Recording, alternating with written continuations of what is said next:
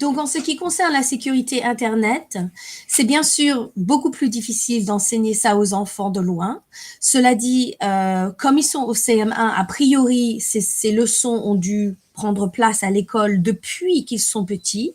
Donc, certainement, je sais que sur les 3 C de la sécurité Internet, qui sont le contenu, le contact et la conduite, je pense que le C de la conduite, c'est celui que nous avons le plus enseigné à l'école. Les enfants, non, je me trompe, c'est le C de contact que nous avons le plus enseigné à l'école. Certainement cette idée que quelqu'un qu'ils ne connaissent pas puisse les contacter sur Internet. Il y a beaucoup de vidéos qui sont disponibles. On en parle régulièrement dans les petites classes.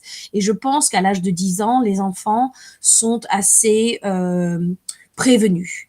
Bien sûr, ils ne sont pas encore dans des sites très ouverts, donc ils sont plus ou moins protégés quand même, plus ou moins. Par contre, le C de la conduite, je pense que c'est celui qu'il faut enseigner le plus. Moi, j'ai eu dans ma classe, ils utilisent une messagerie sur J2E qui leur permet d'envoyer plein de messages toute la journée. Et en novembre, nous avons eu un petit problème entre 2 enfants et c'était surtout une question de conduite. Une blague qui est faite dans la cour de récré n'est pas la même quand elle est faite en ligne.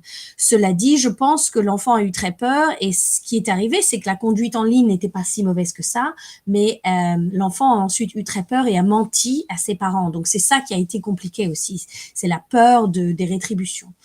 Donc nous avons beaucoup parlé de ça à l'école et on continue à parler de la conduite évidemment, on parle de bullying quand les gens sont méchants en ligne, etc.